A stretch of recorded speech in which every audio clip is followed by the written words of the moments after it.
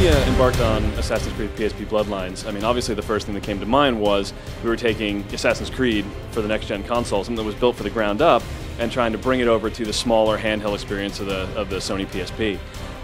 There's a couple of challenges that go into that, not the least of which is that we're missing a couple of control features such as two shoulder buttons and an analog stick, and there's a slight drop-off in processing power and visual capabilities.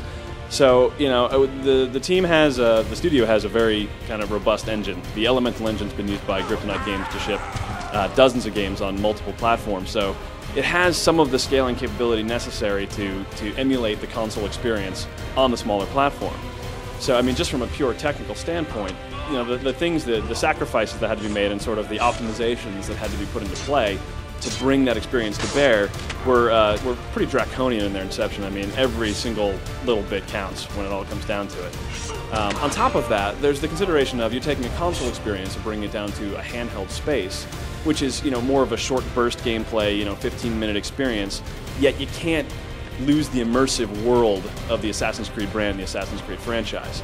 So we've tailored that in a few ways by altering the mission structure to go with a more varied, sort of shorter burst missions, more of them per memory block and per session, while still maintaining the depth of of intrigue and depth of story as you move along.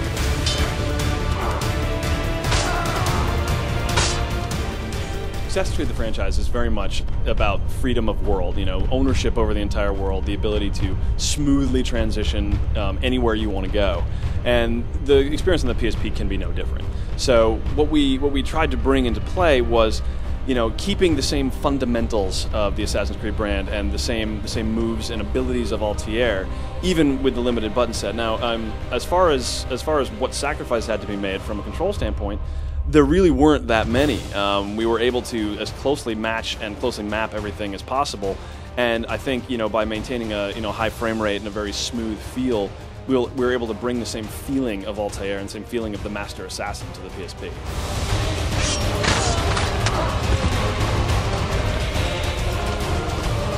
The key to Assassin's Creed Bloodlines is the experience. The parkour movement has to be smooth, it has to be immersive, and from a development standpoint, it was the first thing that we had to tackle. We spent probably the first several weeks, to several months of development doing nothing but proving out just the ability to do that kind of parkour free running on the PSP that has become so popular on the console.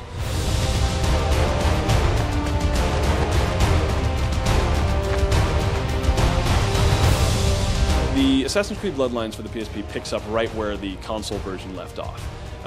Immediately, after the end of the game, you pick up chasing down the Templars, who, led by Armand Bouchard, have fled to the island of Cyprus, where they've established a larger power base and are starting to rebuild the might of the Templars. Altair, of course, is on his quest to make sure that all ends as neatly or not neatly as possible, as the case may be.